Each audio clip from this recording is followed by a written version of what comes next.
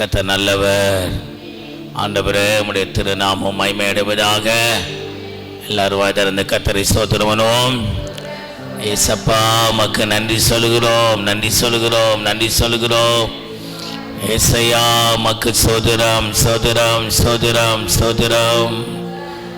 நானும் என் வீடும் என் வீட்டார் அனைவரும் ஓயாமல் நன்றி சொல்வோம்.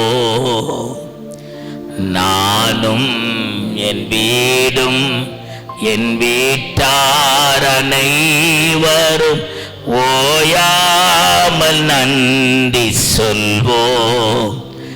என்ன கருபோ காத்தீரே நன்றி, என்னை சிதையா சுமந்தீரே நன்றி. என்னை கருபோல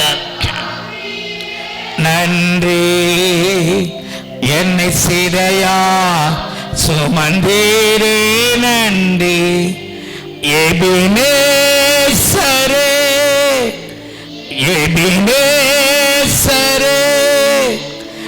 என்னால் வரை நன்றி, நன்றி, நன்றி. என்னை கருபோல நன்றி, நன்றி, நன்றி, நன்றி. என்னை சிதையா சுமந்தீரே நன்றி. பிதாவே, தொடர்ந்து உம்முடைய கரங்களை நடத்தணும்னு சொல்லி நாங்கள் ஜெபிக்கிறோம். இயேசுவின் நாமத்தில் பிதாவே, ஆமென். கர்த்தர் நல்லவர். தேவன் விரும்புகிற பல காரியங்களை சபையில் செய்ய வைக்க கர்த்தர் உங்களைப் போல ஒரு சிலரையாவது தேவன் எழுப்பினதற்காக கர்த்தரை ஸ்தோத்திரிக்கிறேன். நிறைய இடங்களில் சுவிசேஷ ஊழியம் இல்லை, பைபிள் ஸ்டடி இல்லை, உபவாச கூட்டம் இல்லை, ஒரு தேவனுக்கு அடுத்த காரியங்களை எதுவும் இல்லாமல் ஞாயிற்றுக்கிழமை மட்டும் ஆராதனை நடத்துகிற மாதிரி இருக்கிறது. காரணம், அந்த தேவன் செய்ய விரும்புகிற காரியத்திற்கு ஜனங்கள் யாரும் ஒப்பு கொடுக்கிறது இல்லை, உடன்படுவதும் இல்லை. நீங்களாவது உடன்பட்டு இருக்கிறீங்க. அதனால தேவ காரியம் முற்றிலும் தடைவிடாமல் கொஞ்சமாவது என்ன செய்து நடக்கிறதுக்காய் கர்த்தரை ஸ்தோத்திரிக்கிறேன். ஆமென். இந்த மாலை வேளையில ஒரு விஷயத்தை நாம் சிந்திக்க போகிறோம், தியானிக்க போகிறோம். ஆண்டவர் நமக்கு உதவி செய்வாராக. தேவன் விரும்பும் குடும்பம் அப்படிங்கிற தலைப்பில் 10வது வாரம் நாம் ஆண்டவருடைய வார்த்தையை ஸ்டடிய நம்ம தியானிச்சுட்டு இருக்கிறோம். தேங்க்யூ. நான் ஏற்கனவே சொன்னபடி இந்த 7 விதமான உணர்வுகள் இன்னொரு நாளைக்கு அதை எடுக்கிறேன். இன்னைக்கு மகிழ்ச்சியான குடும்பத்திற்கு அவசியம் எது தேவை அப்படின்னு சொல்லி ஒரு 7 காரியத்தை நாம் கற்றுக்கொள்ள போகிறோம். மகிழ்ச்சியான குடும்பத்திற்கு அவசியம் எது தேவை?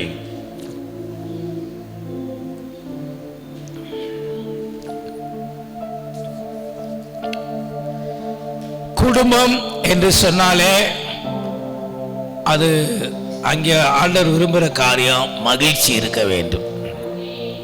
குடும்பம்னாவே என்ன இருக்குன்னா மகிழ்ச்சி, சந்தோஷம், சமாதானம், குதூகலம், பரஸ்பரம் இதெல்லாம் இருக்கிற வேண்டியதுதான் குடும்பம். அப்படிப்பட்ட குடும்பம் தான் தேவனுக்கு பிரியமான அல்லது தேவன் விரும்புகிற குடும்பமாய் இருக்கிறது. இதை முதல்ல தெரிஞ்சுக்கிறோம். எங்கே மகிழ்ச்சி இல்லையோ அங்கே நரகத்துக்கு போகாமையே நரகத்தை அனுபவிக்க முடியும். ஆமாம்.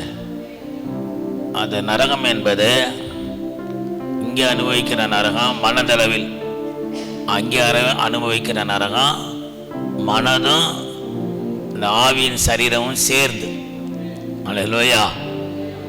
இங்கே அதான் உலகத்தில் சொல்ல பார்த்தீங்களா, நம்ம நரகம், நான் வாழ்கிறதே இப்படி தான் இருக்கேன்.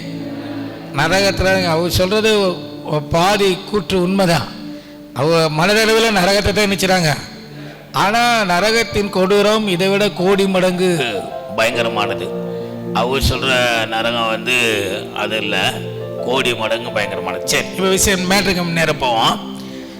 மகிழ்ச்சியான குடும்பத்திற்கு அவசியம் எது தேவை அப்படின்னு 6க்கு ஒரு பாயிண்ட் சொல்லணும். அப்புறம் நான் எடுத்துட்டு வந்த பாயிண்ட் சொல்கிறேன். மகிழ்ச்சியான குடும்ப வாழ்க்கையில் ஈடுபட்டிருக்க ஆட்கள் மட்டும் கேட்பான், மகிழ்ச்சியான குடும்பத்திற்கு எது தேவை? சமாதானம் தேவை. ஓகே, அதுதான் சந்தோஷம் தேவை. எப்படி இல்லை 2 பேரும் ஸ்தோத்திரம் பேதுரு யாக்கோபு யோவான் மாதிரி உட்காந்து எவ்வளோ அருமையாக சொல்கிறீங்க. சமாதானம் சந்தோஷம். நம்ம தலைப்பே வந்து மகிழ்ச்சியான குடும்பத்துக்கு எது தேவைன்னு கேட்கான். சமாதானம் சந்தோஷம், அதுக்காக தலைப்பே. அல்லேலூயா. சரி, கர்த்தர் நல்லவர். அவர் ஒன்று இந்த கூட்டம் முடிச்சிட்டாங்க. நீங்கள் பீலா விட்டு கொடுத்தல், நீ அதைத்தான் நினச்ச. சரி, 2 ஒன்றா வச்சுக்கிடுவோம். Very good. ஜெரானிகா வெரி குட். ரைட்டு, அப்படியே விட்டு கொடுக்குறேன். ஆமாம், 3 பேர் சேர்ந்துக்கிட்டு விட்டு கொடுக்குறேன். விட்டு கொடுக்காதவர். உங்களுக்கு ஏதாவது வரலைன்னா இதோடு சேர்த்துக்குங்க.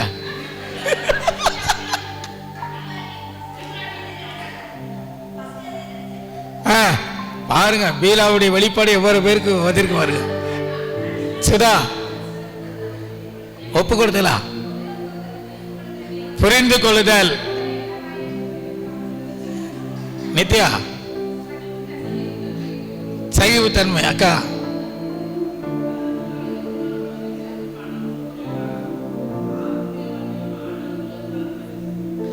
Very good. இதெல்லாம் சொல்லிட்டாங்க. ஒற்று கத்த நல்லவர். பாஸ்டர்மா சந்தோஷம். ஆமென். அருமையா நீங்களே பைபிள் ஸ்டடியை முடிச்சிட்டே சொல்லி. சரி, நம்ம நீங்கள் சொல்லாத சில விஷயங்களையும் நம்ம பார்ப்போம், அந்த விஷயத்தை சேர்த்து பார்ப்போம். ஒரு மகிழ்ச்சியான குடும்பத்திற்கு அவசியம் எது தேவை அப்படின்னா, வேதாகமத்தில் தேவன் மகிழ்ச்சியை எங்கெல்லாம் மறைத்து வைத்திருக்கிறார் என்பதை பார்க்கணும். ஆமென் சொல்லுவோம். அந்த மறைச்சு வச்சிருக்கிற அந்த காரியத்தை நம்முடைய குடும்பத்துக்குள்ள அப்ளை பண்ணா மகிழ்ச்சி வந்துடும். அல்லேலூயா. பருவத்தக்கா சொன்ன மாதிரி உலகம் எடுத்துக்கிட்டா பணம், பொருள், உடை, உணவு, இருப்பணம், வசதி, வாய்ப்பு, ஆஸ்தி, அந்தஸ்து, இதில் தான் அவங்க மகிழ்ச்சியை தேடுகிறார்கள். ஆனால் உண்மையிலே அங்கே மகிழ்ச்சி இல்லை. அல்லேலூயா. அதெல்லாம் தேவைன்னா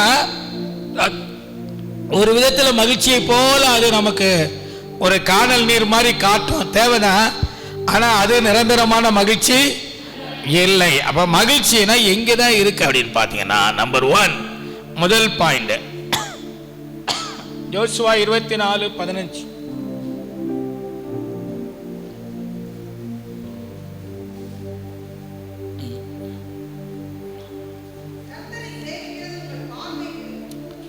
ஆகாததை கண்டால் நதிக்கு அப்புறத்தில் உங்கள் பிதாக்கள் சேவித்த தேவர்களை சேவிப்பீர்களோ, நானும் என் வீட்டாருமோ என்றால் கர்த்தரையே சேவிப்போம் என்றான். உலகத்திலே பயங்கரமான மகிழ்ச்சி குடும்பமாய் கர்த்தரை தொழுது கொள்ளுதல். ஒரு ஆமென் சொல்லுவோம். கணவன் கர்த்தரை ஏற்றுக்கொண்டு ஆண்டவரை தொழுது கொள்ளணும். மனைவி கர்த்தரை ஏற்றுக்கொண்டு அவரை தொழுது கொள்ளணும். பிள்ளைகள் கர்த்தரை ஏற்றுக்கொண்டு அவரை தொழுது கொள்ளணும். ஆமென் சொல்லுவோம். முழு குடும்பமும் உண்மை உத்தமமாய் கர்த்தரை தொழுது கொள்ளுகிற ஒரு குடும்பம் இருந்தா அங்க நிச்சயமாய் மகிழ்ச்சி கரை புரண்டு ஓடும். ஏன்னா மகிழ்ச்சியை கொடுக்கிறவர் ஆண்டவர் தானே, நிரந்தரமான மகிழ்ச்சியை தருகிறவர் ஆண்டவர் தானே. அப்ப அவரை தேடுகிற ஒரு குடும்பம். ஆமென். பாருங்களேன், இப்போ மனைவி ரட்சிக்கப்பட்டு கணவர் ரட்சிக்கப்படலைன்னா அங்கே ஒரு ஸ்ட்ரகிள் இருக்குது, பிரச்சனை ஓடிட்டே இருக்கு. இதை காட்டிலும் அவர் ஒரு குடிகாரராக இருந்தால் அதை விட பிரச்சனை. நம்ம தேவ சமூகத்துக்கு போய், சபைக்கு போய், பைபிள் ஸ்டடிக்கு போய், உபவாச கூட்டத்துக்கு போய் சந்தோஷ சமாதத்தை நிரம்பி பெற்றுக்கொண்டு வீடு வருவோம். அதெல்லாம் அங்கே காட்டில் பறக்கடிக்கிற மாதிரி பிரச்சனை நிச்சயம் இருக்கும். எங்க ஜெயிக்கடியுமா? வெளியில் போயிருக்காளா?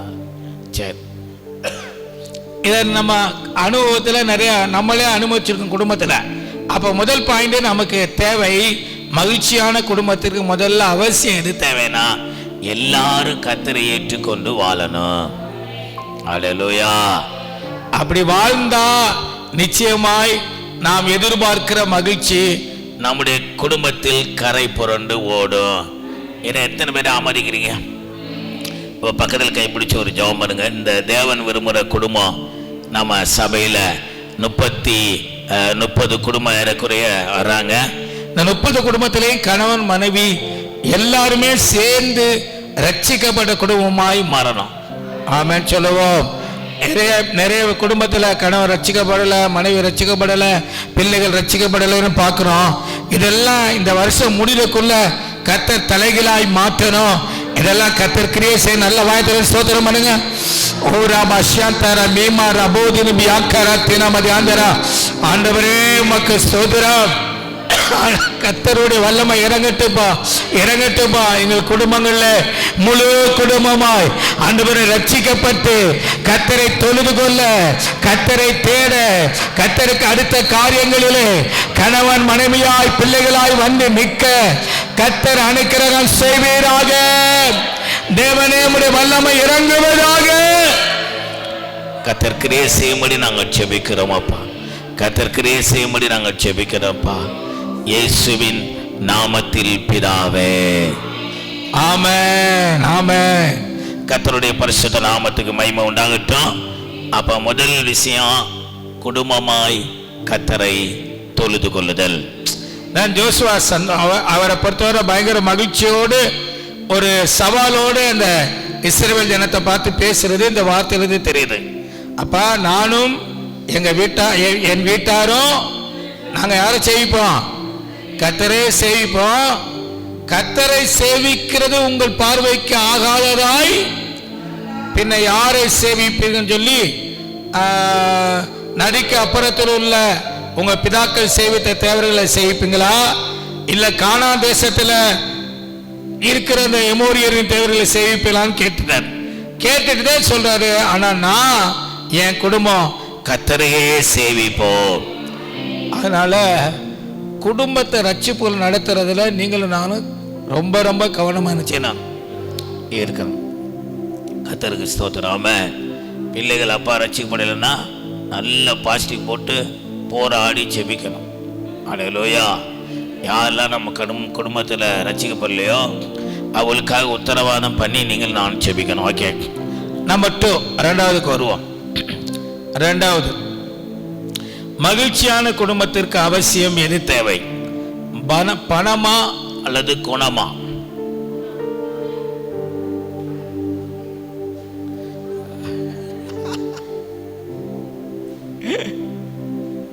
ஏதாவது ஒரு ஆப்ஷன் தான் எடுக்கணும். பணமா குணமா? ரெண்டு வேணும். புரியல. இங்க பாரு பேசு.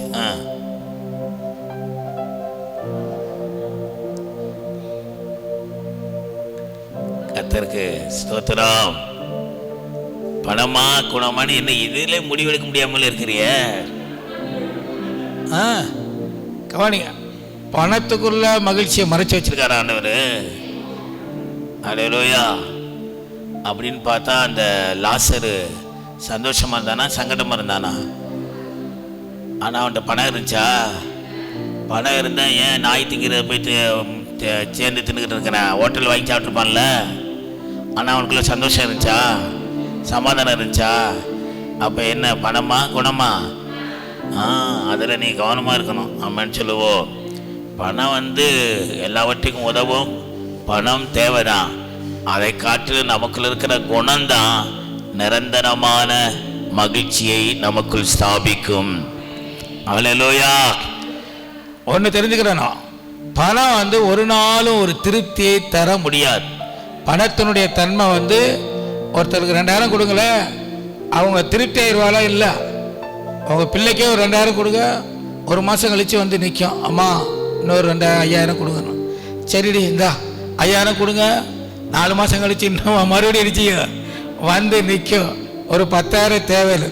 நீங்கள் எவ்வளவு கொடுத்தாலும் ஒரு திருப்தியே வராதுதான் பணம். அல்லேலூயா. குணம் அப்படி இல்லை. ஒரு குணம் நமக்குள்ள உருவாகி ஃபங்க்ஷன் ஆயிடுச்சுன்னா அது மகிழ்ச்சியும் திருப்தியான காரியத்தையும் கொண்டு வரும். ஒரு வசனத்தை வாசிங்கள். ரூத்தின் புஸ்தகம் 3ஆம் அதிகாரம் 10வது வசனம்.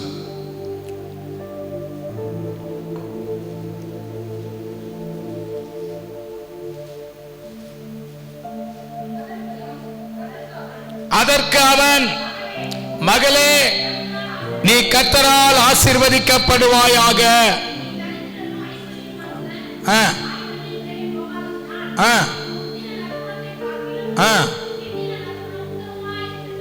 ஆமென்.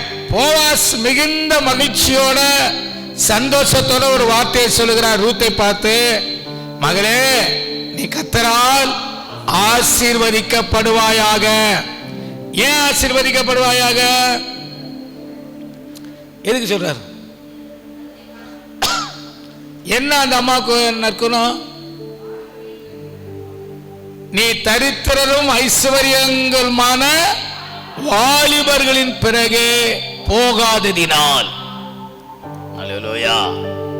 உன் முந்தின நற்குணத்தை பார்க்கலும் உன் பிந்தின நற்குணம் ரொம்ப உத்தமமா இருக்கிறது. அந்த குணம் என்னை ரொம்பவே மகிழ்ச்சி படுத்திருச்சு. ஆமென். ஒவ்வொரு குணமும் குணம் இருக்கிற ஆளை, குணத்துக்கு ஒரு தன்மை இருக்குது. குணம் இருக்கிற ஆளையும் மகிழ்ச்சி படுத்தும், அந்த குணம் இருக்கிற ஆளோடு சேர்ந்து இருக்கிறவளையும் மகிழ்ச்சி படுத்தும்.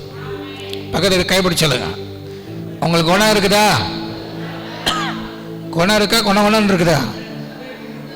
குணம் இருக்குதா? குணம் இருந்தால் அந்த குணம் உங்களையும் மகிழ்ச்சி படுத்தும், உங்களோட சேர்ந்த ஆட்களையும் மகிழ்ச்சி படுத்தும். ஆமென். உங்களையும் மகிழ்ச்சி படுத்தும், உங்களோட சேர்ந்த ஆட்களையும். இன்னொன்று, உங்களையும் மகிழ்ச்சி படுத்தாத, உங்களோட சேர்ந்த ஆட்களையும் மகிழ்ச்சி படுத்தாத ஒரு குணம் உங்களுக்குள்ள எனக்கு இருக்கு, குணம் இருக்கு, குணம் இருக்கு அப்படின்னு சொன்னால் அது குணமே இல்லை, அது பெணம். அல்லேலூயா. எனக்குள்ள நல்ல குணம் இருக்கு பாஸ்டர், உங்களுக்கு தெரிய மாட்டேங்குது அப்படின்னு உங்களுக்குள்ளே சிரிப்பு வரல, என்ன பீலா தலையை சொல்லுறார். என்ன யோசிச்ச டக்குன்னு சொல்லு.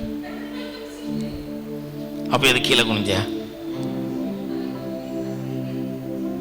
சரி, வாழ்க. கர்த்தர் நல்லவர். அல்லேலூயா. உங்களுக்கு நான் சொல்றது புரியுதா? தாழ்மை, சாந்தம், அன்பு, இரக்கம், சகிவுத்தன்மை, பொறுமை, இந்த மாதிரி குணாதிசயங்கள் எல்லாத்துக்குள்ளேயுமே ஒரு மகிழ்ச்சி இருக்குது. கீழ்ப்படிதல்,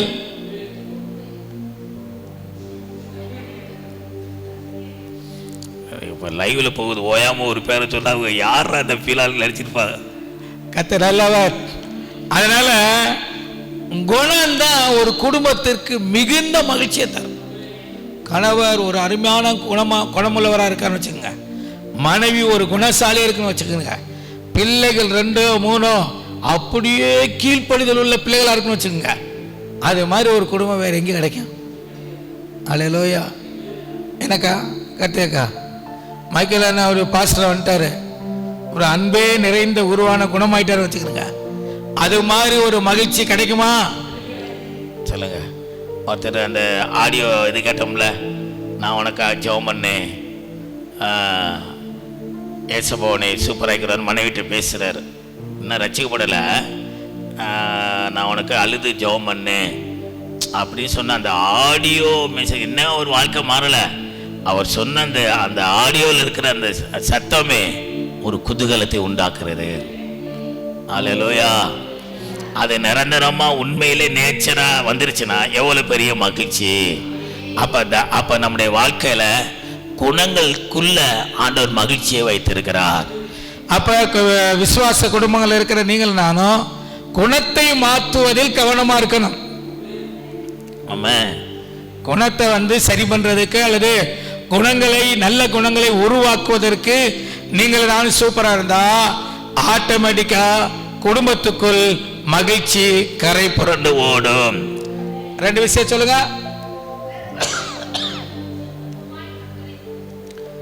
மகிழ்ச்சியான குடும்பத்திற்கு அவசியம் எது தேவை? நம்பர் 1, குடும்பமாய் கர்த்தரை ஏசப்பாவை தொழுது கொள்ளணும். அதே மகிழ்ச்சியான குடும்பம். ஆமென். 2, இப்போ ஏன் ஒரு பிள்ளையை கல்யாணம் பண்ணி கொடுத்தா அந்த பிரதர் ரட்சிக்கப்பட்டிருக்காரா, அபிஷேகம் பட்டிருக்காரா, ஞானஸ்நானம் எடுத்திருக்கிறாரா, ரட்சிக்கப்பட்டு எத்தனை வருஷம் ஆச்சுன்னு ஏன் கேட்குறோம்?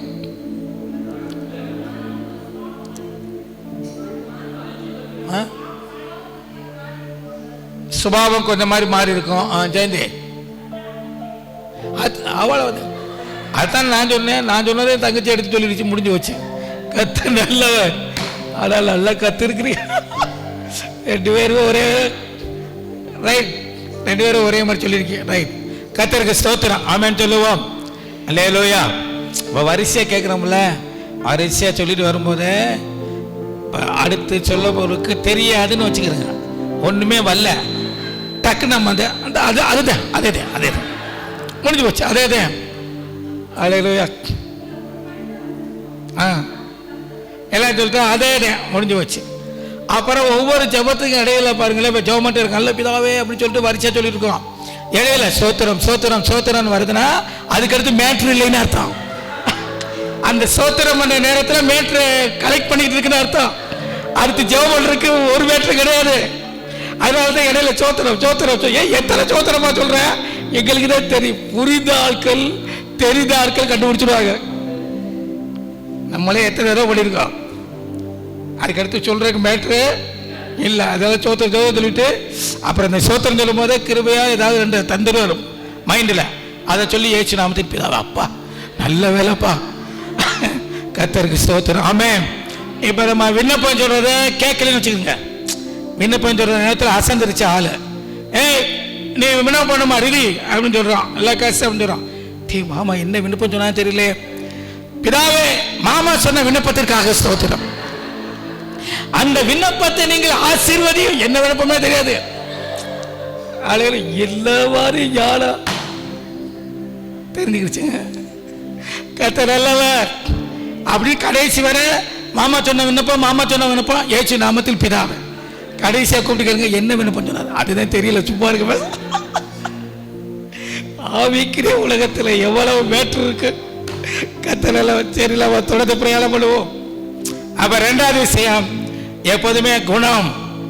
அவனுக்கு கண்ணதாசனுக்கே தெரியுது. பணம் என்னடா பணம், குணம் தானடா நிரந்தரம். பரவாயில்ல, எடுத்து கொடுத்தவே விட்டாப்பா. கத்த நல்லவர். அதனால பணம் நமக்கு நிரந்தரமான மகிழ்ச்சியை தராது. குணம் தான் நிரந்தரமான மகிழ்ச்சியை தரும். இது வரைக்கும் புரிஞ்ச ஒரு ஆமென் சொல்லுங்க. ஆமென். ஓகே, 3வது விஷயத்துக்கு நான் போவோம்.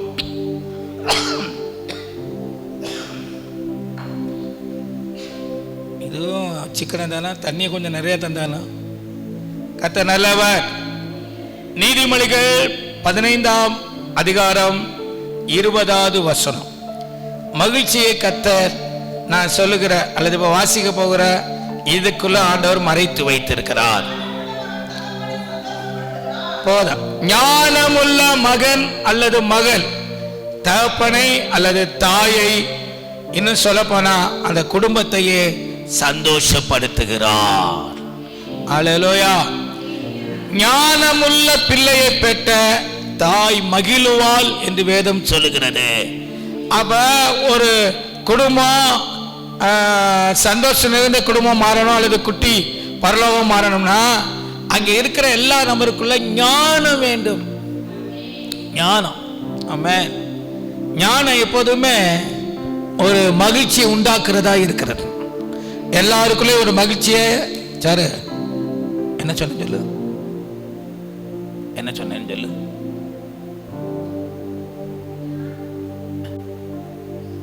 கவனிக்கணும். ஞானமுள்ள மகள் அல்லது மகன் தகப்பனை என்ன செய்யறானா? அப்ப இதுக்கும் நம்ம ஜெபிக்கணும். ஒரு குடும்பத்துக்கு அவசியம், மகிழ்ச்சியான குடும்பத்துக்கு அவசியம் தேவை, ஒவ்வொருத்தருக்குள்ளும் தேவ ஞானம் வெளிப்பட வேண்டும்.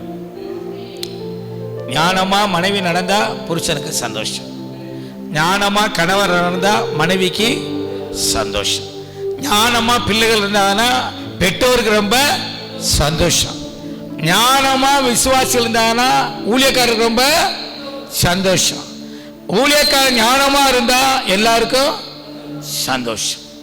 அல்லேலூயா. அப்ப ஞானம் வந்து மகிழ்ச்சியை தருதா தரலையா? சரி, நீங்க நம்மளே கவனிங்களே,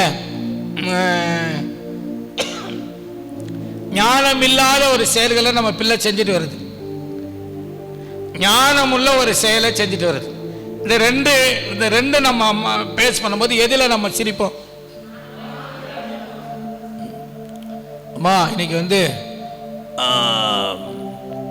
பரீட்சையில் நான் ஃபஸ்ட் கிளாஸில் பாஸ் பண்ணிட்டேன், நான் தான் மார்க்கு, மிஸ்லாம் என்னை எல்லாருக்கும் முன்னால் கிளாப் பண்ணி உற்சாகப்படுத்தினாங்க இப்படின்னு பிள்ளை வந்து சொல்லுதுன்னா, அப்போ நீங்கள் என்ன சொல்லுவீங்க? அடிப்படி அடிப்படி என்கிட்ட என்ன சொல்கிற அப்படி சொல்லுவீங்களா? நல்ல சந்தோஷம் சொல்லுதுனியா? சரி, சந்தோஷம் வரும். ஆமென். அம்மா இன்னைக்கு வந்து என்னை பெஞ்சில் ஏற்றி விட்டாங்க, 1 மணி நேரம் நிற்க வச்சாங்க அப்படின்னு வந்து சொல்லுது. இரு நானும் ஏற்றி விட்டு 2 மணி நேரம் நிற்க விடுறேன். இப்படியா செஞ்சுட்டு எல்லாம் செஞ்ச, என்ன தப்பு பண்ணேன்? இல்லை பக்கத்து பிள்ளைய கிள்ளி விட்டுட்டேன், ஒரு கொட்டை போட்டேன், இல்லைன்னா பாவாடையை பிடிச்சி இழுத்தேன், இதனால ஏற்றி விட்டாங்கன்னா நமக்கு சிரிப்பு வருமா என்ன வரும்? இதாங்க சிம்பிளான எக்ஸாம்பிள் தெரிஞ்சிருச்சு. ஞானமா செய்யும் போதெல்லாம் சந்தோஷம் பிறக்கும், மதியீனமாய் செய்யும் போதெல்லாம் நம்மளுக்கு சஞ்சலம் பிறக்கும். அப்ப சஞ்சலமும் சந்தோஷமும் ஞானத்தின் காரியத்துல தான் என்ன செய்யுது இருக்குது. அப்ப நமக்கு 3வது ஒரு ஜெப குறிப்பு, குடும்பத்துக்கு ஞானம் தேவை. ஆமென். ஞானம் தேவை. ஞானம் என்பது அது தேவனிடத்துல தான் அங்கிருந்தே இறங்கி வரணும். ஞானம் என்பது நல்லா தெரிஞ்சுக்கிறணும், எந்தெந்த நேரத்தில் என்னதை செய்யறது தான் ஞானம்.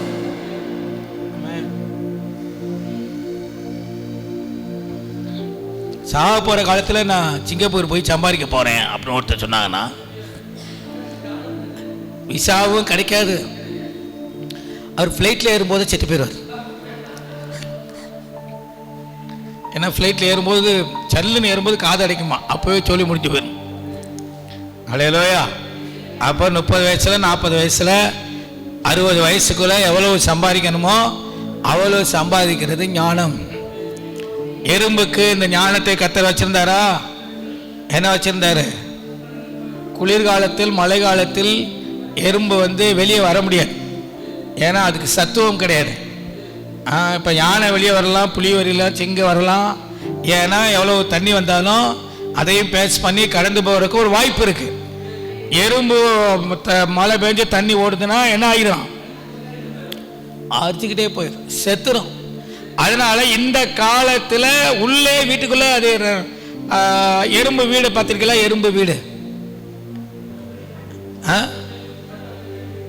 நல்ல ரூமாக நம்மளை விட ஞானமானது, செம்மையாக சாப்பாட்டுக்குன்னு ஒரு அறை வச்சுருக்கோம், தங்குறதுக்கு ஒரு அறை அனுப்பிச்சிருக்கு வச்சுருக்கு, நீட்டாக வச்சுருக்குது.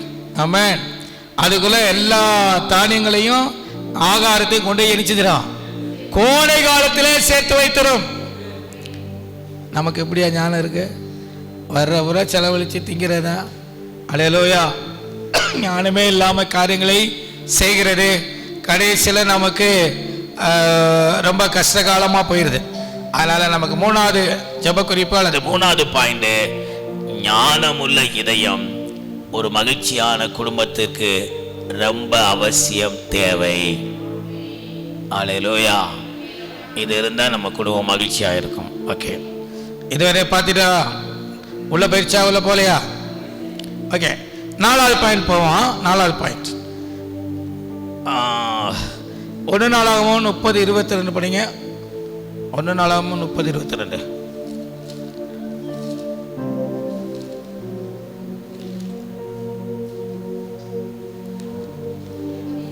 இல்லையா?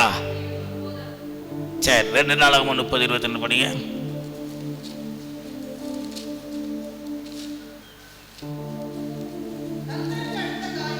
அவ போட்டுக்கங்க. 2 நாளாகவும் 30:22. கர்த்தருக்கு அடுத்த காரியத்தில் எசேக்கியா பட்சமாய் பேசினார். ஸ்தோத்திர பலிகளை செலுத்தி 4வது விஷயம், ஒரு மகிழ்ச்சியான குடும்பத்திற்கு அவசியம் தேவை. கர்த்தருக்கு அடுத்த காரியத்தில் குடும்ப உறுப்பினர்கள் எல்லாருக்குள்ளையும் வாஞ்சை இருக்க வேண்டும். வாஞ்சை, நல்ல உணர்வுள்ள ஒரு இருதயம். கர்த்தருக்கு அடுத்த காரியத்தில் எல்லா கணவனுக்கோ மனைவிக்கோ பிள்ளைகளுக்கோ வாஞ்சை இருந்தால் அது மிகப்பெரிய மகிழ்ச்சியை, சமாதானத்தை நம்ம குடும்பத்துக்குள் சிருஷ்டிக்கும். பாருங்க, நமக்கு டே ஜெபம் பண்றா அப்படின்னா பசங்க நிச்சயம் பண்ணிக்கிறாங்க, ஜெபம் மாட்டேங்குது. பொண்ணுகள்கிட்ட இந்த பைபிள் வாசிக்க மாட்டேங்குது. சர்ச்சுக்கு போனால் நிச்சயம் மாட்டேங்குது. ஒன்று தெரிஞ்சுக்கிறங்க, சின்ன பிள்ளையா இருக்கும்போது கவனிக்கலாம். ஆமாம், ஆல்பியானா காலையில் பாட்டு பிச்சு உதறிடுச்சு. அல்லேலூயா. எல்லாருக்குமே மகிழ்ச்சி, அதை பார்த்தாவே மகிழ்ச்சியான செய்தி இருக்குது. இது ஒரு 20வது வயசில் பிச்சு உதறணும். ஆமாம், வாலிப காலம் வரும்போது எல்லாமே மாறும். அந்த நேரத்தில் இது கர்த்தருக்கு அடுத்த காரியத்தில் வாஞ்சியா இருந்தா செம்ம. ஆமாம். அதுபோல் சின்ன பிள்ளைகளாக இருக்கும்போது நம்ம சொல்கிறதெல்லாம் கேட்டு ஜெபம் பண்ணால் பண்ணுவாங்க, வசனம் வாசிப்பாங்க, மனப்பாடம் பண்ணால் பண்ணுவாங்க. ஆனால் வாலிப காலம் இருக்கும்போது மனப்பாடம் ஒரு 5 வசனம் சொல்கிறான்னா சொல்லணும். அங்கே தான் இருக்குது. அந்த காலத்திலையும் உங்கள் பிள்ளைகள் சூப்பராக உங்களுக்கு நீங்கள் சொன்னதை செஞ்சு கீழ்ப்படிஞ்சா அதை விட சந்தோஷம் நமக்கு என்ன இருக்கு? பக்கத்தில் கேளுங்க, அதை விட வேற சந்தோஷம் வேணுமா? அல்லேலூயா. உங்க பிள்ளைகள் கர்த்தரால் போதிக்கப்பட்டிருக்கிறாங்க, உங்க பிள்ளைகள் கர்த்தருக்கு பிரியமா வாழ்றாங்கிற காட்டிலும் சந்தோஷம் வேற எங்கேயாவது இருக்குதா? இந்த ஒரு அம்மாளுக்கு கடிதம் எழுதினாரு அப்போஸ்தலர் யோவான். என்ன எழுதினார் பாருங்க. அந்த அம்மாவுக்கு 3 யோவான், அந்த அம்மாவுக்கு ஒரு கடிதம் எழுதுறாரு. 3 யோவான் 2 யோவான் 3 யோவானா? ஆச்சுமா.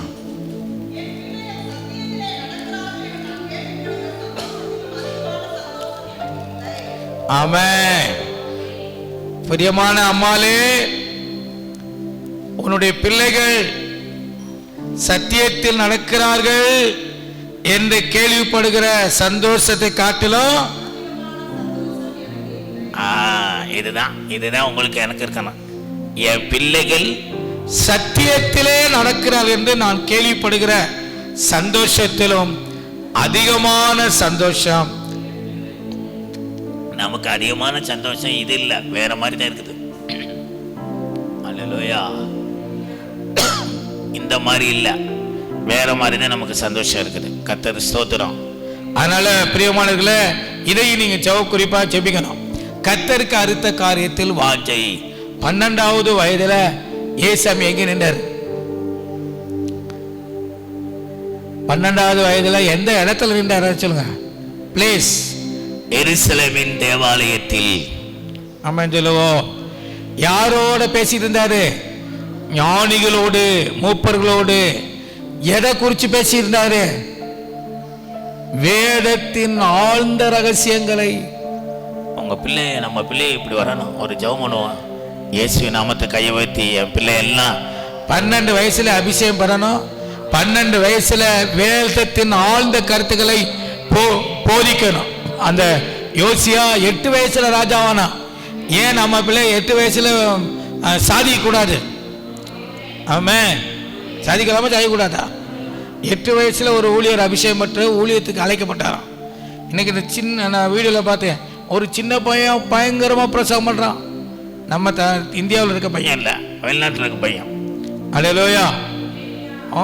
அவன் இந்த ஃபுல் பிட் உயரம்லாம் கிடையாது, இவ்வளவு உயரம். அவன் ஆவில நிறைஞ்சு குதிக்கிறான், ஸ்டேஜை விட்டு கீழே இறங்கி வந்துட்டான். ஆமென். கீழே இறங்கி வந்து அந்நிய பாஷையில பேசி ஆவில நிரப்புறான். இதெல்லாம் பாருங்க, எத்தனை வயசு பாருங்க, நல்லா பாருங்க. ஆமென்.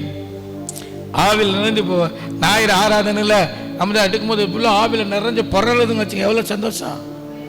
அந்த மாதிரி புரண்டு விட்டுறது வேற ஆவின். உண்மையிலே ஆவில நிரம்பி அப்படியே உற்சாக மனதோடு இருந்தா நடத்துறதுக்கு எவ்வளவு மகிழ்ச்சி. ஓ, என்னுடைய வாலிப மக்கள் எவ்வளவு சூப்பரா இருக்கிறாங்க. கர்த்தர் நல்லவர். அம்மாளே, உன் பிள்ளைகள் சத்தியத்தில் நினைக்கிறார்கள், நடக்கிறார்கள் என்று கேள்விப்படுகிற சந்தோஷத்தை காட்டிலும் இந்த ரெண்டாவது நிறுவனம் தான் அம்மாவுக்கு எழுதுறாரோ, மூணாவது நிறுவனம் காயுக்கு எழுதுறாரு. மூப்பனாகி நான் சத்தியத்துவ நேசிக்க பிரியமான காயு. நீங்க பாருங்க, இதுல மைண்ட்ல யோசிச்சிருக்கீங்க, அதை தான் கரெக்ட் பண்ணிட்டார் ஆண்டவர். இந்த அம்மான்னு சொல்ற, அம்மா இல்லப்பா காயு. சில பேர் யோசிச்சிருக்காப்பா, பாஸ்டர்ப்பா தெரியாம சொல்லிட்டு இருக்காருப்பா. கர்த்தருக்கு ஸ்தோத்திரம். ஹல்லேலூயா. ஆவியான உள்ள இருக்கார்ல, உடனே சரி பண்ணிடுறார். ரைட். இப்போ எத்தனை விஷயம் பார்த்துருக்குறோம்? நாலு விஷயம். முதல் விஷயம் என்ன? அதுதான் ரொம்ப மெயின் மேஜர். இயேசு நம்ம சொந்த ரட்சகர், இயேசு மெய்யான தெய்வம், குடும்பமா ஏத்துக்கிறேன். 2,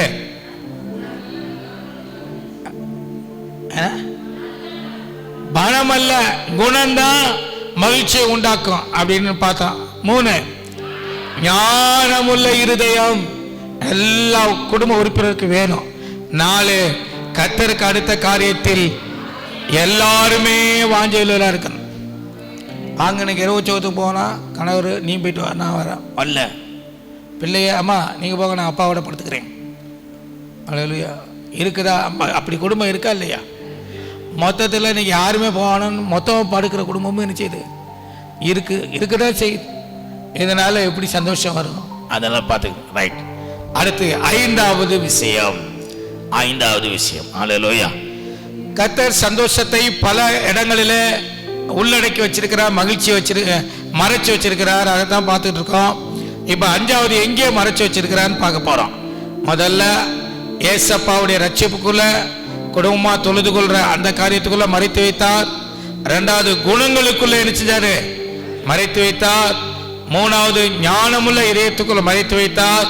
4வது கர்த்தருக்கு அடுத்த காரியத்தில் வாஞ்சியாய் இருக்கிற அந்த காரியத்துக்குள்ள மறைத்து வைத்தார். 5வது லூக்கா 7:47.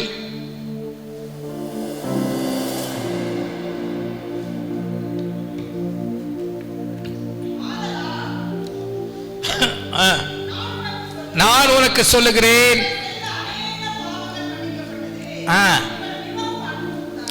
எவனுக்கு கொஞ்சம் மன்னிக்கப்படுகிறதோ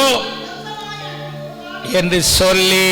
5வது, அன்பு எங்கே இருக்குதோ, அன்பு எங்கே சுரக்குதோ அங்கே கூடவே சந்தோஷமும் சுரந்துதான் ஆகும். ஆமென் சொல்லுங்க. அன்புள்ள இதயத்தில் இருந்து பிறக்கிறது தான் ஒரு உண்மையான மகிழ்ச்சி. அன்பு. ஆமென். அன்பு என்பது மனுஷிக அன்பல்ல, தெய்வீக அன்பு. அகாப்பே அப்படின்னு மூல பதத்தில் சொல்லுவாங்க.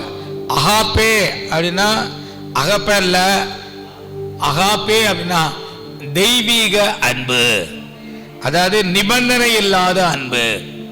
உலகத்தில் இருக்கிற எல்லா அன்புக்குமே நிபந்தனை இருக்குது. அல்லேலூயா. அல்லேலூயா சொல்லுங்க. ஆமென். உலகத்தில் இருக்கிற எந்த அன்பை எடுத்துக்கிட்டாலும் அதுக்குள்ள நிபந்தனை என்ன செய்யுது? இருக்குது. ஒருத்தி ஒருத்தனை நேசிக்கிறா அப்படின்னா அவளுக்கு செல்ஃபோன் வாங்கி கொடுக்கணும், ரீசார்ஜ் பண்ணி விடணும், அவளுக்கு என்ன செய்யணும்? ட்ரெஸ் எல்லாம் என்ன செய்யணும்? எடுத்து கொடுக்கணும். அவள் எங்கெங்கே கூப்பிட்றாலும் அங்கெல்லாம் செலவழிக்கிறதுக்கு காசு என்ன செய்யணும்? அப்போ தான் அது வரையும் அன்பு நீடிக்கும். உலகத்தில் எதுவுமே கொடுக்கலன்னா பிரேக் அப்படின்னு சொல்லிட்டு பிரேக் போட்டு போயிடும். இது உலகத்தினுடைய அன்பு. அல்லேலூயா. எல்லா இடத்துலையும் இருக்குது நிபந்தனை. ஆனால் ஏசப்பாவுடைய அன்பில் நிபந்தனைலாம் கிடையாது. ஆமாம், நீ இப்படி இருந்தா நேசிப்பேன் அப்படின்னு சொல்லியிருக்காரா? எந்த நிலையில் இருந்தாலும் நேசிக்கிற ஒரே அன்பு இயேசு ராஜா மாத்திரம். அல்லேலூயா. அப்ப அன்பு நிறைந்த உள்ளம் அது மகிழ்ச்சியை உண்டாக்கும். இப்போ கணவன் அன்பா இருக்காருன்னு வச்சுங்க, உண்மையான அன்பு. அதுக்குள்ள நிபந்தனை காரியம்லாம் இருக்கக்கூடாது. உண்மையான அன்பு இருக்கணும். ஆமே, நீ நாக்குக்கு ருசியாக சமைச்சு போட்டால் உன்னை நேசிப்பேன், அது உண்மையான நேசம் இல்லை. என்னுடைய தேவைகளை சந்தித்தால் நான் உன்னை நேசிப்பேன், அது உண்மையான நேசம் இல்லை. எதுவுமே நடக்காட்டினாலும் நேசிக்கணும், அதுதான் தெய்வீக அன்பு. அப்படி ஒரு கணவர் உங்களுக்கு கிடைச்சாருன்னா எப்படி இருக்கும்? அப்படி ஒரு மனைவி கிடைச்சா எப்படி இருக்கும்? அப்படி ஒரு பிள்ளைகள் கிடைத்தால் எப்படி இருக்கும்? அந்த குடும்பம் எப்படி இருக்குன்னு சொல்லுங்க, கொஞ்சம் கற்பனை பண்ணுங்க. அங்கே மகிழ்ச்சி இருக்குமா, சஞ்சலம் இருக்குமா? மகிழ்ச்சி இருக்காது. என்னதான் இருக்கும்? இல்ல இப்படி அன்பு நிறைந்த கணவன் மனைவி பிள்ளைகள் இருந்தா மகிழ்ச்சி இருக்குமா? நல்ல கவனமா கேட்டு போய் சொல்லணும். கத்த நல்லவன். மகிழ்ச்சி தான் இருக்கும், அதில் ஒன்றும் சந்தேகம் இல்லை. நமக்கு நேரம் ஆயிடுச்சு. 6:7 சொல்லி முடிக்கிறேன். லூக்கா 7:47 அதே வசனத்துல இன்னொரு விஷயம் இருக்கு. ஆதலால் நான் சொல்லுகிறேன், மன்னிக்கிற மனம், மன்னிப்பு. ஒரு விஷயம் உங்களுக்கு தெரியுமா? மன்னிப்பு கொடுக்கிற அந்த நபருக்கும் மன்னிப்பை பெற்றுக்கொள்ற அந்த நபருக்கு மிகப்பெரிய மகிழ்ச்சி வரும். நம்ம மன்னிப்பு கொடுத்தால் நமக்குள்ள ஒரு மகிழ்ச்சி உண்டாகும், மன்னிப்பை பெற்றுக்கொள்ற ஆளுக்கும் மகிழ்ச்சி உண்டாகும். எத்தனை பேர் சொல்றீங்க? அவ குடும்ப உறுப்பினர்கள், குடும்பம்னா இருந்தா எப்போதுமே ஒரே மாதிரி இருக்காது. அங்கே முட்டல் மோதல், ஏற்ற இறக்கம், நிறை குறை, உரசுறது, அதெல்லாம் நிச்சயம். பிரச்சனை, சண்டை, ஏமாற்றங்கள், தோல்விகள் எல்லாமே வரதான் செய்யும். அதுதான் குடும்பம். ஆமே. அப்ப எல்லாருக்குள்ளேயும் இந்த மன்னிக்கிற மனப்பான்மை வேண்டும். கணவன் மனைவியை மன்னிக்கணும், மனைவி கணவர் நினைச்சேனும் மன்னிக்கணும், பெற்றோர்கள் பிள்ளைகளை மன்னிக்கணும், பிள்ளைகள் பெற்றோர் நினைச்சேனும் மன்னிக்கணும், மாமியா மருமலை மன்னிக்கணும், மருமக மாமியாவை மாமனாரை நினைச்சேனும் மன்னிக்கணும், நாத்தனார் அண்ணியை மன்னிக்கணும், அண்ணி நாத்தனாரை நினைச்சேனும். இப்படி மன்னிக்கிற ஒரு குடும்ப சூழல் எங்க இருக்கோ அங்க மகிழ்ச்சி கரை புரண்டு ஓடும். அல்லேலூயா. 2 பேர் மன்னிக்கப்பட்டவர்களா ஒரு ஓமையில் ஆண்டவர் சொன்னார். ஒருத்தருக்கு நிறைய கோடிக்கணக்கான பணம் கடன் ஆயிடுச்சு. அந்த கடனை அவனால் கட்ட முடியலை. எஜமான் ஒரு ஜட்ஜ்மெண்ட் சொல்லிட்டாரு. ஆனாலும் எஜமான் பாதத்தில் விழுந்து என் மேலே இறக்கமா இருங்க, நான் எப்படியாவது கட்டி தீர்க்கிறேன்னு சொன்ன உடனே அவர் இறக்கப்பட்டதும் மாத்திரமல்ல, முழுசா கடனை மன்னித்து விட்டார். அப்போ மன்னிப்பு பெற்றுக்கொண்ட ஆள் எப்படி இருக்கணும்? பயங்கர மகிழ்ச்சியா இருக்கணும்ல. எனக்கு ஆச்சரியமான விஷயம் என்னன்னா, அவனுக்குள்ள எவ்வளோ ஒரு கொடுமையான கடின இறுதியாக இருந்திருக்கு பாருங்க. இவ்வளோ கோடி ரூபா உங்களுக்கு பேங்கில் இருக்கிற எல்லா கடனையும், நகை கடனை எல்லாம் தள்ளுபடி ஆயிடுச்சு. எப்படி இருப்பிய தாய்மார்கள்? ரொம்ப சந்தோஷம். அந்த தள்ளுபடி செஞ்ச அமைச்சருக்கு, பிரதமருக்கு, சிஎம்முக்கு ஒரு வாழ்த்து, ஒரு ஜெபம். ஆண்டவரே ஆசீர்வதிங்கப்பா, இவளை இக்கட்டான சூழ்நிலையில் 20 பவுன் 10 பவுன் வச்சுருந்த திருப்ப வச்சுட்டாரே ஆண்டவர், அவங்கள ஆசீர்வதிங்க சொல்லலாம், சொல்ல மாட்டீங்களா? இல்லை அவர் நாசாவை போகணும்னு சொல்லுவீங்களா? சொல்லுங்க. அப்போ நல்லா கவனிங்க. மன்னிக்கிற மனசுல எப்போதுமே மகிழ்ச்சி இருக்கணும். ஏன் இவனுக்கு இந்த தண்டனை தெரியுமா? மன்னிக்கிற அந்த மனசுக்குள்ள இயற்கையா சுரக்கிற ஒண்ணு இதுதான் நியதி. ஆனா இதுக்கு ஏர்மாற அவனுக்குள்ள சுரக்குது. அதனாலதான் தூக்கி போட்டார் ஜட்ஜ்மெண்ட். ஆமா. என்னைக்குமே மன்னிக்கிற மனசுக்குள்ள சந்தோஷம், மன்னிப்பை பெற்றுக்கொள்றவர்களுக்குள்ள சந்தோஷம். சரியா? ஏசப்பா நம்மளை மன்னிக்கும் போது அவர் சந்தோஷப்படுறார். அவர் இடத்துல இருந்து மன்னிப்பை பெற்றுக்கொள்ள நம்ம ரொம்ப சந்தோஷப்படுறோம். 2 பேருமே சந்தோஷப்படுறதுக்கு பேரு தான் மன்னிப்பு. ஆமே. இந்த குணாதிசயம் எந்த குடும்பத்துக்குள்ள இருக்குதோ அந்த குடும்பம் சூப்பரா இருக்கும். வயசான காலத்துல சாக போற அந்த கலடிய 2 பிரிஞ்சு இருக்குங்க. ஆமே. கணவன் மணி 2 பிரிஞ்சு இருக்கு. ஒருத்தர் நிச்சயம் முடிக்குது, மன்னிக்க மாட்டேங்குது. அல்லேலூயா. ஒருத்தர் பாச சொன்னார், 32 வருஷமா சேர்ந்து வாழ்ந்த, 52 வருஷமா எவ்வளவோ சேர்ந்து வாழ்ந்த கணவன் மனைவி கடைசியா சாக போற நேரத்தில் ஒருத்தர் பேசல. ஏன் பேசியா ஒப்புறம் அதெல்லாம் அந்த கிளடியோட நான் பேச மாட்டேன்னு சொல்லியே செத்து போயிட்டார் அவர். அப்படி இருக்கலாமா? இந்த ஆட்களால் எப்படி குடும்பம் சந்தோஷமா இருக்கும்? கணவன் மனைக்கு பிரச்சனை வரத்தான் செய்யும், மன்னிச்சு மறக்கணும். வயசான காலத்துல என்ன பிரச்சனை தெரியல அந்த குடும்பத்தில்.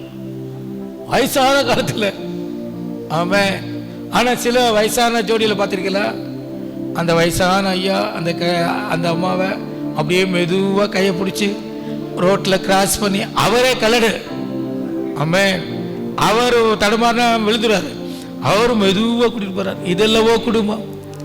இது ரட்சிக்கப்படாதவர்களுக்குள்ளேயும் அருமையாக காணப்படுதே, ரட்சிக்கப்பட்டவர்களுக்குள்ள சண்டை நாறுதே. அல்லேலூயா. அப்போ குடும்பம் குட்டி பரலாமா அல்லது குடும்பத்துக்கு மகிழ்ச்சியான தேவை என்னது? மன்னிக்கணும். மன்னிக்கிற இருதயம் நமக்கு வேண்டும். நீங்க ஒரு சர்வே பண்ணுங்களேன், எந்த குடும்பத்திலலாம் பிரச்சனை வந்தவரும் ஒப்புரம் ஆகுறாங்களோ அந்த குடும்பம் எல்லாம் மகிழ்ச்சியா இருக்கும். நீங்க சர்வே பண்ணி பாருங்க. எந்த குடும்பத்துக்கெல்லாம் மாமியா மருமக ஒரு பிரச்சனை வந்துருச்சுன்னா உடனே யாரோ ஒருத்தர் சரண்டர் ஆகிறா, யாராவது ஒருத்தர் சரண்டர் ஆகணும்.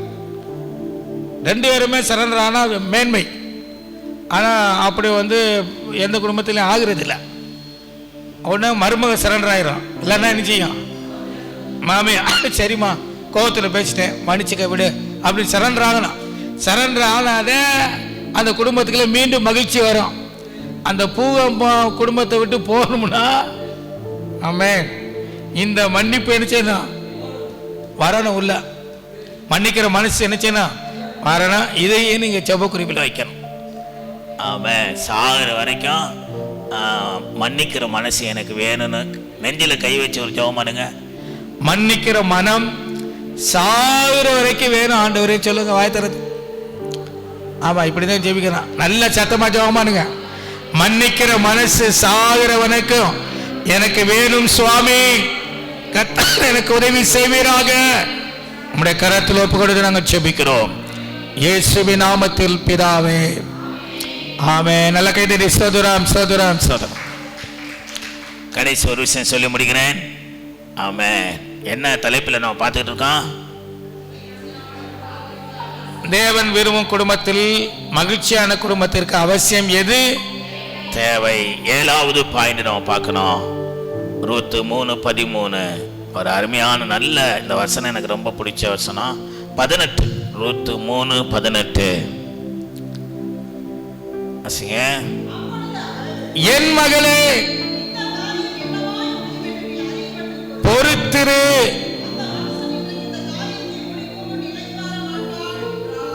நகோமி ரூத்தை பார்த்து போவாசை குறித்து சொல்லுகிற வார்த்தை.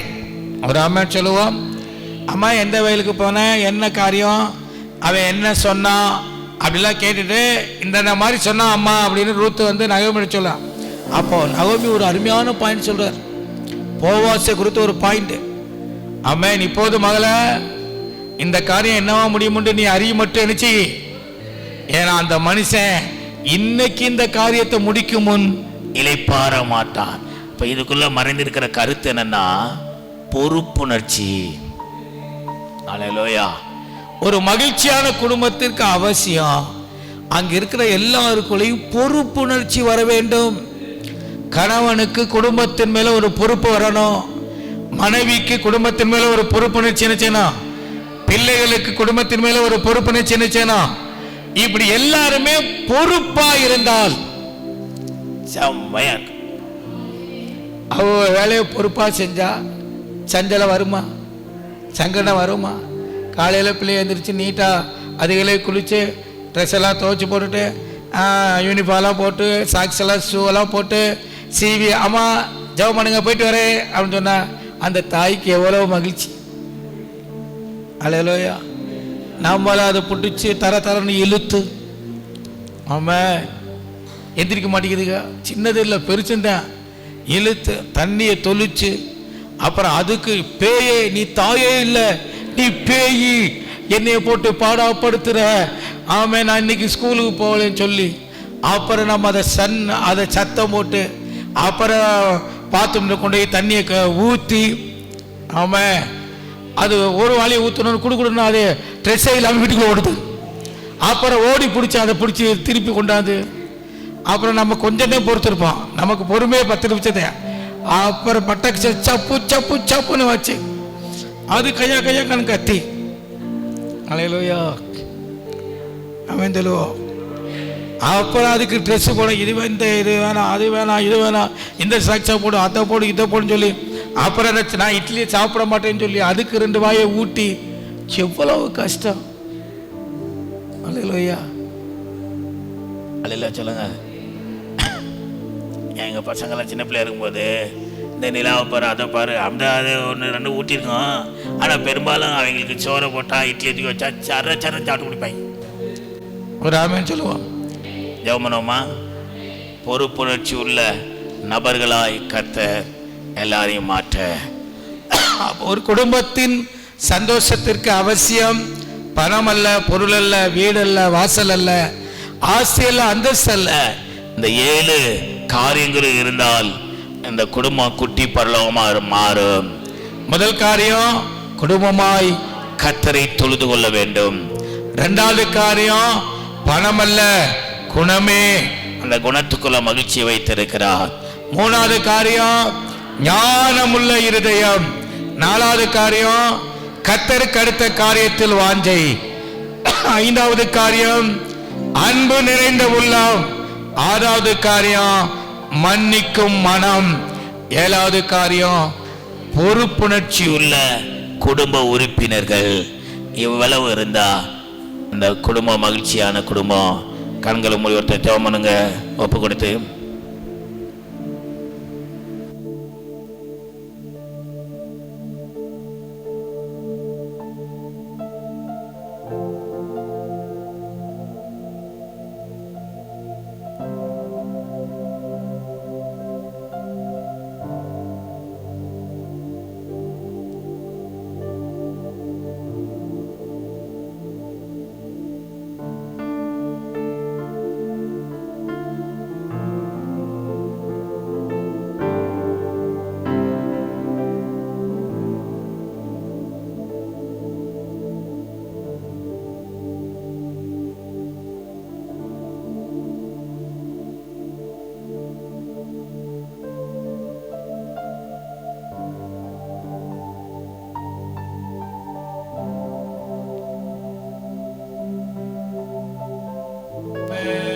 என் ஆத்துமாவே கர்த்தரை ஸ்தோத்திரி, என் ஆத்துமாவே கர்த்தரை ஸ்தோத்திரி, கர்த்தர் செய்த. ஆமென்.